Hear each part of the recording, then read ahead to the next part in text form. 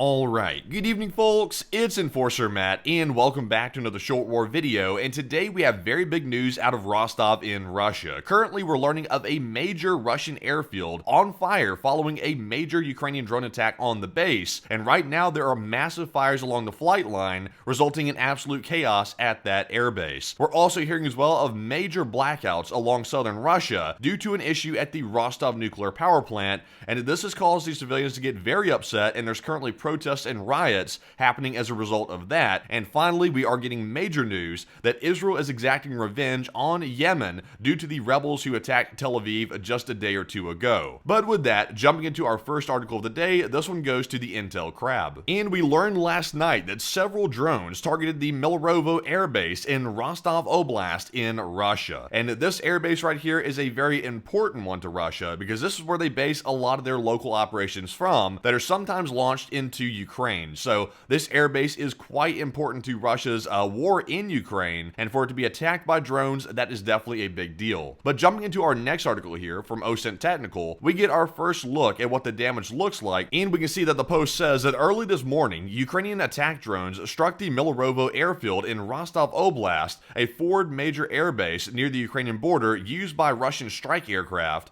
and right now the airbase is currently burning with multiple massive fires along the flight line. So let's take a look at the video and see the extent of the aftermath of the damage. So as you can see right here in the video, there's a massive fire right here at the end of the airfield, and also here's the rest of the airfield down here, and this is just one of many fires along the entire flight line of the airbase itself. As you can see down here is a big building attached to the airbase, and also they're about to pan further to the left, and down here you can see more fires happening at the end of the runway. So quite significant damage by these Ukrainian drones, and the Ukrainians really put a whopper on them this time because this attack is going to take this airbase out of action for quite some time. So now that we've seen the extent of the damage on the airfield from the footage right here, let's move into our next post, which goes to Nexta, and this one gives us an idea of exactly where the fires are breaking out around the airfield. So as you can see, here's a map of the airfield, and right here you can see 1, 2, 3, 4, 5, and 6 major fires happening right here at the airfield itself. A couple seem to be right around the runway, and a couple seem to be in the support building areas for the airfield itself. So like I said, quite a major attack. But with that, we're jumping into our next article here, and this one goes to Null Reports, and we also have footage of the exact moment that Ukrainian drones struck the Milarovo airbase in Rostov last night. So let's take a look at this footage and see the beginning moments of the attack itself. And right here we can see a video of the area, and there was one massive explosion out there at the airfield itself, and there's another one happening in the corner of the screen as well. So extensive attacks indeed. These drones were coming in one by one and causing absolute chaos. So very good to see the actual moments when the attack started to give some more context. So now that we've covered all the news about the airfield attack in Rostov, it's time to move on to our next major story here, and this one goes to Nexta. And we're learning of major blackouts in southern Russia, allegedly caused by an increased load on the Rostov nuclear plant, and it is said to be unable to cope due to its connection to the occupied regions of Ukraine. So if you'll recall, we've been covering this extensively for the last couple of days. On July 16th, the Rostov nuclear power plant had a safety issue, which caused the shutdown of one of the power plants. That is one of the reasons why the power plant is unable to keep up with the increased load here is because of that safety issue. For some reason that's not being widely reported. I'm not sure why that is, but right now we do know for a fact that not only is the increased load causing an issue, but also the Rostov facility itself is having a major safety issue. But nonetheless, the Russian people are not happy about this situation whatsoever, and in our next post here, we can see that there's currently a rally over the power cuts that are continuing in the Russian city of Krasnodar, which are connected to the issues at the Rostov nuclear plant. And we see right here that the mayor of the city came to the residents and said, "I will stand with you until the lights are on in our city." And the most rowdy protesters were arrested by the police. So as we all know, protests in Russia are somewhat of an unusual sight. So to see this happening, that means the Russians have been pushed to their breaking point. So let's take a look at the video and see how large the protest really is. So as you can see here, the Russian civilians are out in mass. These people are pretty much, as far as the eye can see, there's people out here yelling and raising their fists because of the water shortages and also the power outages related to the recent incident that we just got done discussing. So they're quite upset and angry, and right now the Russians are doing nothing to really restore the power to the region.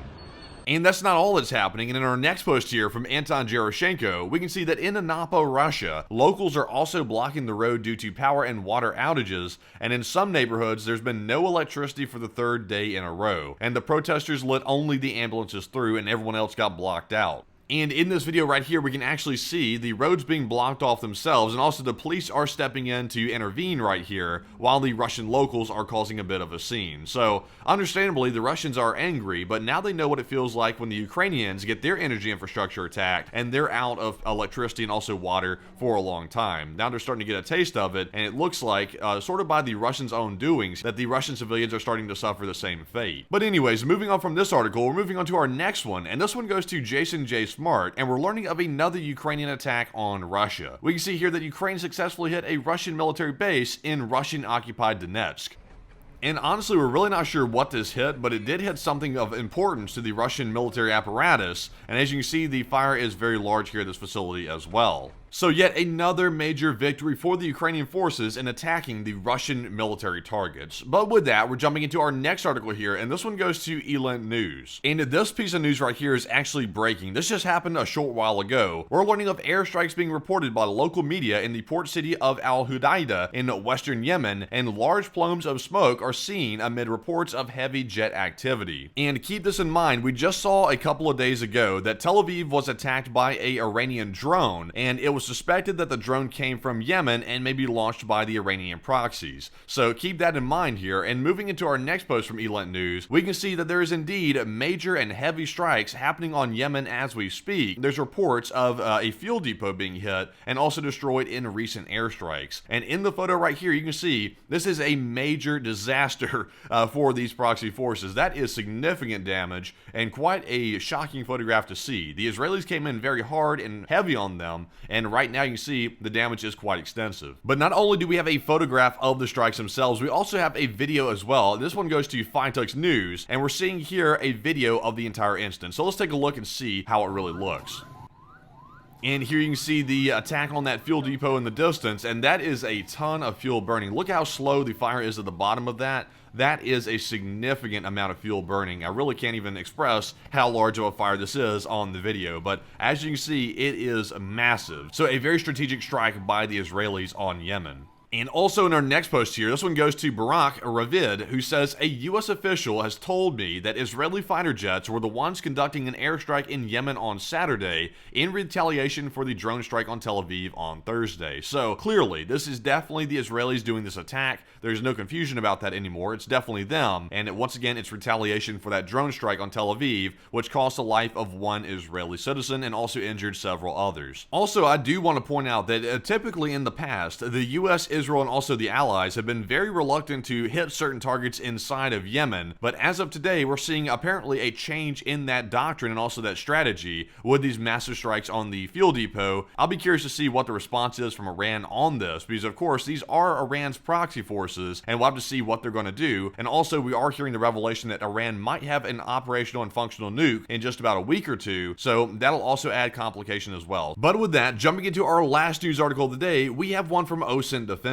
And we're also getting word of major GPS disruptions being reported across western Iran and also around the Iranian capital city of Tehran. So this is a very interesting piece of news as well, because typically when we see major GPS disruptions like these, typically that is preceding an attack. So we haven't seen an attack, and this was reported about 6 hours ago, so maybe it was a feint or maybe simply trying to put the Iranians on their toes. We're not really sure what this is, but right now there are some things happening that indicate an escalation may be coming by either Iran or Israel in the coming days or perhaps even hours. Certainly keep an eye on this region because it could get hot very quickly. And actually, we have one more piece of information to cover as well that actually just came in as I was about to round out the video. This one goes to Nexta, and we're learning from Israeli sources and also sources in the Middle East that Israel's attack on Yemen involved 8 F-35s and also 5 F-16 fighter jets. So Israel brought out some of their finest equipment to actually pull off this attack, and once again, this is one of the first times we've ever seen Israel attack Yemen with the